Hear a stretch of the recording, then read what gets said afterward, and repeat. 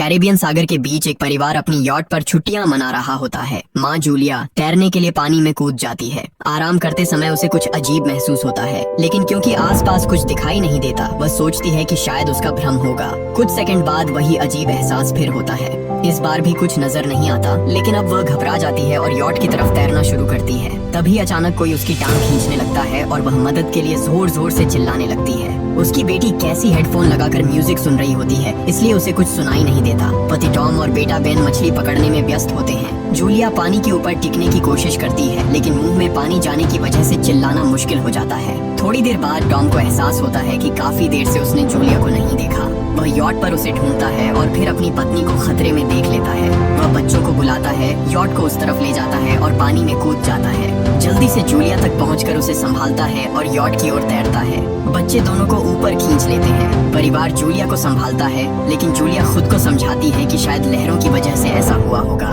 रात को सब मिलकर बेन का जन्मदिन मनाते हैं। कैसी को उसके बॉयफ्रेंड का कॉल आता है, तो वह लैपटॉप लेकर बाहर चली जाती है। वीडियो कॉल में उसका बॉयफ्रेंड दिखाता है कि शहर के ऊपर बड़े बड़े काले बादल छा गए हैं। कॉल ग्लिच होकर फ्रीज हो जाती है। कैसी यह बात परिवार को बताने आती है, लेकिन टॉम कहता है कि शायद जमीन से दूर होने की वजह से सिग्नल कमजोर है। तभी सबको एक आवाज सुनाई देती है। वे सब बाहर जाते हैं और देखते हैं कि व्हेल मछलियों का एक समूह गुजर रहा है। टॉम समझाता है कि व्हेल मछलियाँ हमेशा पृथ्वी के मैग्नेटिक फील्ड को फॉलो करती हैं, लेकिन जब तूफान आता है तो वे कंफ्यूज हो जाती हैं। अचानक यॉट जोर से हिलती है और बेन गिर जाता है। टॉम को चिंता होती है कि कहीं यॉट को नुकसान तो नहीं पहुंचा, इसलिए वह डाइव करके नीचे चेक करने चला जाता है। कुछ देर बाद वह सतह पर वापस आता है, लेकिन उसके कंधे पर एक बड़ा घाव होता है। जूलिया तुरंत उसका जख्म सीती है। टॉम बताता है कि पानी के अंदर उसे ऐसा लगा जैसे उसके पीछे कोई बहुत बड़ा जीव था, लेकिन जब उसने मुड़कर देखा तो प्रोपेलर से कट लग गया। वह कहता है कि जो भी चीज थी बहुत बड़ी थी। टॉम को यॉट पर काफी नुकसान दिखाई देता है, इसलिए उन्हें मदद बुलानी पड़ती है। जूलिया बार बार रेडियो पर कोशिश करती है। कैसी फोन पर सिग्नल ढूंढती है, लेकिन कुछ भी काम नहीं करता।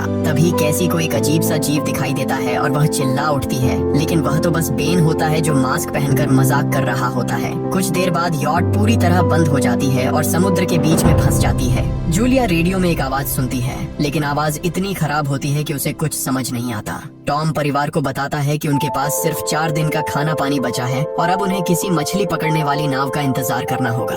अचानक रडार पर कुछ डिटेक्ट होता है और परिवार को एक अजीब सी आवाज सुनाई देती है। सब दौड़कर बाहर आते हैं और हैरानी से देखते हैं कि कई सारे उल्कापिंड जमीन पर गिर रहे हैं। जहाँ जहाँ उल्कापिंड गिरते हैं वहाँ बड़े धमाके होते हैं। एक उल्कापिंड पानी में उनके पास गिरता है तो टॉम तुरंत यॉट को चलाने की कोशिश करता है। इंजन मुश्किल से चलता है, लेकिन तभी एक और उल्कापिंड उस इलाके को हिट करता है। परिवार डर के मारे एक दूसरे को कसकर पकड़ लेता है। तभी टॉम को समझ आता है कि जो आग के गोले गिर रहे हैं वे उल्कापिंड नहीं बल्कि सैटेलाइट्स हैं। उसी वक्त बेन देखता है कि यॉट से धुआं निकल रहा है। टॉम चेक करता है और कंफर्म होता है कि इंजन खराब हो गया है। हवा तेज होने लगती है तो फैमिली यॉट के अंदर छुप जाती है, बिना ये नोटिस किए कि कंपास बहुत तेजी से घूम रहा है। यॉट जोर जोर से हिलने लगती है। बेन फिर से गिर जाता है और इस बार उसे चोट भी लग जाती है। लहरें तेजी से यॉट से टकरा रही होती हैं। टॉम स्ट्रगल करके बाहर जाता है और लाइफ जैकेट्स लेकर आता है। तभी पावर चली जाती है। टॉम तुरंत पावर बॉक्स का बटन प्रेस करता है और लाइट वापस आ जाती है। उस वक्त बेन नोटिस करता है कि जूलिया की नाक से खून बह रहा है। जूलिया को चक्कर आने लगते हैं, जबकि कैसी सिंक पर जाकर उल्टी कर देती है। टॉम रेडियो ट्राई करता रहता है पर सिग्नल नहीं मिलता। अचानक एक तेज हाई पिच्ड नॉइज आती है और हवा और भी स्ट्रॉन्ग हो जाती है। जूलिया दरवाजे बंद करने की कोशिश करती है, पर एक हैच खुल जाता है और हवा खिड़कियां तोड़ने लगती है। टॉम एक फ्लेयर चलाता है और थोड़ी देर बाद अंधेरा छा जाता है। अगली सुबह फैमिली शॉक में उठती है कि वो स्टॉर्म से बच गए हैं, लेकिन यॉट आधी तबाह हो गई होती है। जब वो बाहर आते हैं तो देखते हैं कि समुद्र का पानी गायब हो गया है और यॉट अब जमीन पर अटकी है। सब ये देखकर शॉक में आ जाते हैं। कैसी सिग्नल चेक करती है पर नेटवर्क बिल्कुल डाउन होता है। बेन 2 मरे हुए केकड़ों से खेलने लगता है। टॉम कंपास चेक करता है और देखता है कि वो उल्टा हो गया है। ये आखिरी बार 7 लाख साल पहले हुआ था। कैसी को लगता है कि उसका बॉयफ्रेंड मर गया होगा और वो टूट जाती है। जब जूलिया उसे समझाने आती है तो कैसी उसे दूर कर देती है और छुपने चली जाती है। जूलिया और टॉम बची हुई सप्लाईज देखते हैं।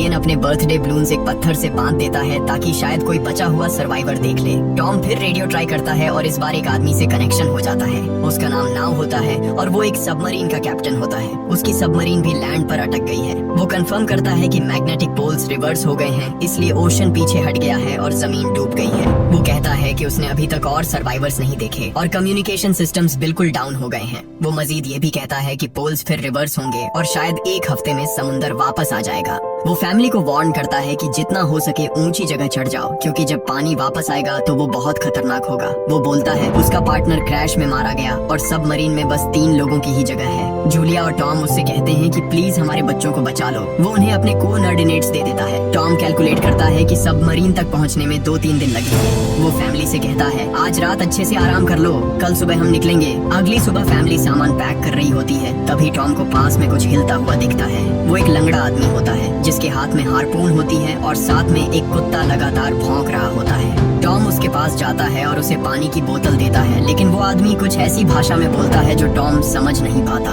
पानी पीने के बाद वो अजनबी अचानक टॉम के सिर पर बोतल मारता है और चेहरे पर जोर का लात मार देता है। जूलिया डर के मारे भागती है, लेकिन तब तक देर हो चुकी होती है। वो आदमी टॉम के पेट में हार्पून घुसा चुका होता है। टॉम कुछ पल तक तड़पता है और फिर वो उसकी गर्दन भी काट देता है। फिर वो आदमी जूलिया के पीछे भागता है और उस पर हार्पून फेंकता है, जिससे उसके कंधे में चोट लग जाती है। जूलिया दर्द सहते हुए यॉट के अंदर भागती है और बच्चों को बोलती है कि छुप जाओ। वो दरवाजा लॉक कर देती है। कैसी और बेन सोफे के अंदर घुस जाते हैं। जूलिया उन्हें फ्लेयर गन पकड़ाती है और खुद एक चाकू लेकर बाथरूम में छुप जाती है।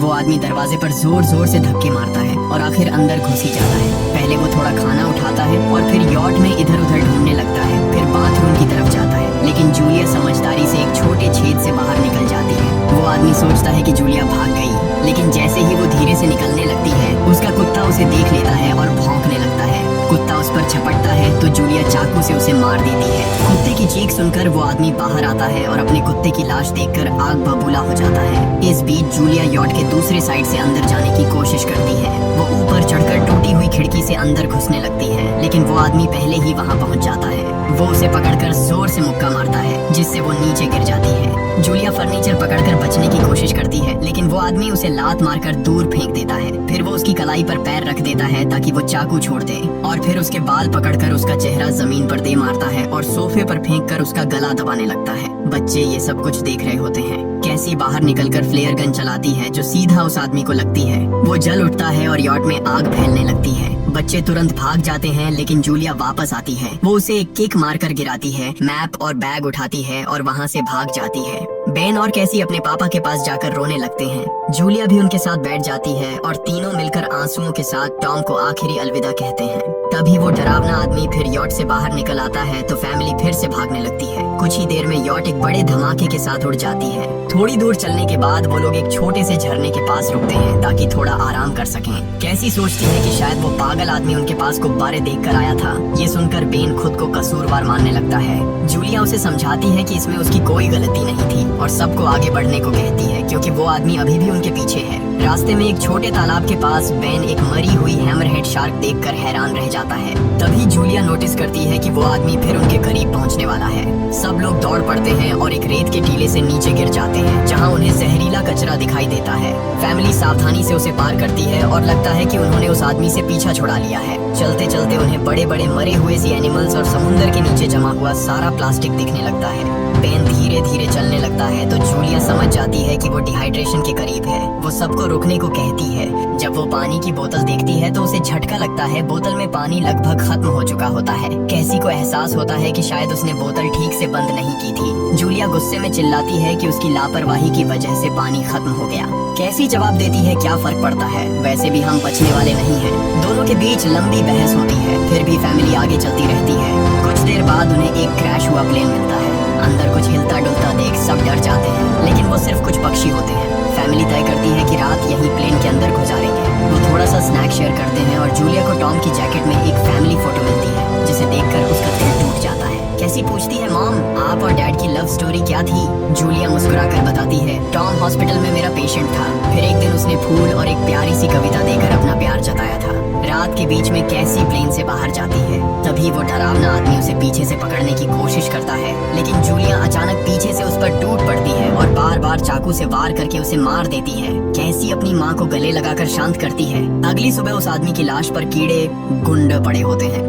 फैमिली नोटिस करती है कि उसके शरीर पर कई काटने के निशान हैं, मतलब इस एरिया में कोई खतरनाक जीव छिपा हुआ है। जैसे ही वो लोग वहाँ से निकलते हैं, केकड़े उसके मुंह से बाहर निकल आते हैं। कुछ घंटों बाद जूलिया और कैसी मैप देख रही होती हैं, लेकिन बेन धीरे से आगे निकल जाता है। जूलिया चिल्लाती है, रुक जाओ, लेकिन बेन एक तालाब में झुककर पानी पीने लगता है। जूलिया तुरंत उसे खींचकर बाहर निकालती है और समझाती है कि अनजान पानी उसे बीमार कर सकता है। धूप बहुत तेज हो जाती है तो फैमिली अपने सिर कपड़ों से ढक लेती है। बेन को चक्कर आने लगते हैं। तभी उन्हें कुछ पुराने कुर्सियां मिलती हैं और जूलिया कैसी उनसे एक टेम्पररी शेल्टर बना लेती है। जूलिया बेन को इंजेक्शन लगाती है और तय करती है कि वो रात वहीं बिताएंगे। सुबह जूलिया एक अजीब सी आवाज सुनकर उठती है। बाहर जाकर देखती है तो क्रैब्स का एक बड़ा झुंड उनकी तरफ आ रहा होता है। वो तुरंत बच्चों को उठाती है और तीनों भागना शुरू कर देते हैं। भागते भागते उन्हें एक बड़ा कार्गो शिप दिखाई देता है। वहाँ 3 क्रू मेंबर्स जिंदा होते हैं। एक औरत उनकी मदद करना चाहती है, लेकिन बाकी 2 आदमी मना कर देते हैं और तीनों फैमिली को बाहर छोड़कर कंटेनर लॉक कर लेते हैं। क्रैब्स पास आ जाते हैं। जूलिया बच्चों को कंटेनर के ऊपर चढ़ाती है।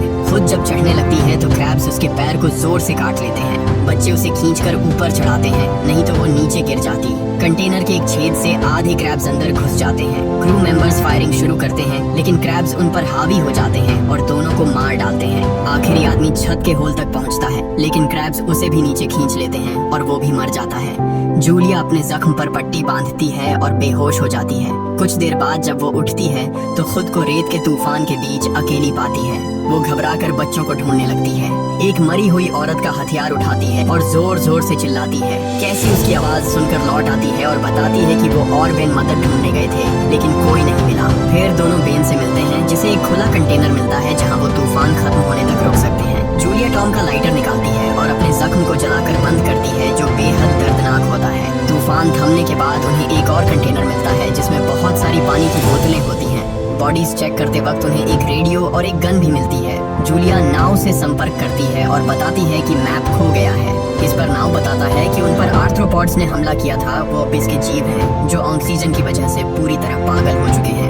अब नाव फैमिली को जल्दी करने को बोलता है, क्योंकि उसके इंस्ट्रूमेंट्स ने कैलकुलेट किया है कि समुद्र उम्मीद से ज्यादा जल्दी वापस आएगा और उनके पास सिर्फ कुछ घंटे बचे हैं। वो एक फ्लेयर शूट करता है और फैमिली उस दिशा में चलना शुरू करती है। लंबी वॉक के बाद फैमिली को एक टूटा हुआ टॉयलेट मिलता है जिसमें बेन पेशाब करता है। अब वो लोग आखिरकार सबमरीन को पास ही देख लेते हैं, लेकिन वहाँ पहुँचने के लिए उन्हें एक बड़ा चट्टानी रास्ता पार करना होगा। जैसे ही वो रास्ते से गुजरते हैं, दीवारें हिलने लगती हैं और पत्थर गिरने लगते हैं, जिससे एक भयानक रॉक स्लाइड हो जाता है। जूलिया तुरंत अपने बच्चों को साइड में धक्का देती है और खुद भी पीछे हट जाती है ताकि कुचली न जाए। अब एक पत्थर की दीवार उनके बीच आ गई है। जूलिया बच्चों से कहती है कि वो बिना उसके आगे बढ़ जाए, लेकिन कैसी मना करती है और जोर देती है कि उसकी माँ को चढ़ने की कोशिश करनी चाहिए। बहुत बहस होती है और चिल्लाने के बाद जूलिया वादा करती है कि वो बाद में अपने बच्चों को ढूंढ लेगी। मजबूर होकर कैसी अपने भाई को खींचकर आगे ले जाती है। बच्चे चट्टानी रास्ता चढ़कर सबमरीन की तरफ भागते हैं, लेकिन वहाँ पहुंचकर देखते हैं कि नाव बाहर खून में लथपथ पड़ा है। वो समझाता है कि उसके लिए सब खत्म हो गया है और अब बच्चे सबमरीन ले सकते हैं। ये सोचकर कि एक एक्स्ट्रा जगह होगी, कैसी वापस अपनी माँ को ढूंढने भागती है। तभी जूलिया केकड़ों को आता देखती है और वो फायरिंग शुरू कर देती है। कुछ केकड़ों को वो मार देती है, लेकिन झुंड बहुत बड़ा होता है और सबसे लड़ना मुश्किल हो जाता है। उसी वक्त कैसी दीवार के ऊपर दिखाई देती है और हाथ आगे बढ़ाती है तो जूलिया अपने घायल पैर के बावजूद तेजी से चढ़ना शुरू करती है। कैसी की मदद से वो दूसरी तरफ पहुंच जाती है और दोनों साथ में सबमरीन की तरफ भागते हैं। बेन पहले से ही ऊपर खड़ा होता है और फायर खोल देता है ताकि केकड़े डिस्टर्ब रहें जब तक फैमिली ऊपर चढ़ जाए। केकड़े नाव के शरीर तक पहुंचते ही तुरंत उसे खाने लग जाते हैं। जूलिया गन उठाती है और फायरिंग जारी रखती है जब तक बच्चे अंदर चले जाएं। जब वो सुरक्षित हो जाते हैं, जूलिया समझती है कि गोलियां खत्म हो गई हैं, तो वो गन केकड़ों पर फेंक देती है और अपने बच्चों के साथ अंदर चली जाती है। फैमिली हैच को अच्छे से लॉक करती है और खिड़की से केकड़ों को सबमरीन के चारों तरफ देखती है। इसी वक्त समुद्र वापस आ जाता है तो तीनों तुरंत अपनी सीटों पर बैठकर बेल्ट पहन लेते हैं और एक दूसरे का हाथ पकड़ लेते हैं। तेज लहरें सबमरीन को जोर जोर से इधर उधर फेंकना शुरू कर देती हैं, जिससे जूलिया को पूरी जर्नी के विजन दिखने लगते हैं और कैसी उल्टी कर देती है। जल्दी ही वो हाई पिच आवाज वापस आती है और फैमिली बेहोश हो जाती है। कुछ देर बाद बाद जूलिया और बच्चे होश में आते हैं और खुद को जिंदा देखकर खुश होते हैं। वो हैच अनलॉक करके बाहर निकलते हैं और देखते हैं कि लहरों ने सबमरीन को एक तबाह शहर में गिरा दिया है। यानी अब जिंदा रहने और नया जीवन शुरू करने की उम्मीद है। और यहीं पर फिल्म खत्म होती है। चैनल को सब्सक्राइब करना न भूलें और बेल आइकन जरूर दबाएं ताकि आपको ऐसे ही मजेदार वीडियो मिलते रहें। देखने के लिए धन्यवाद।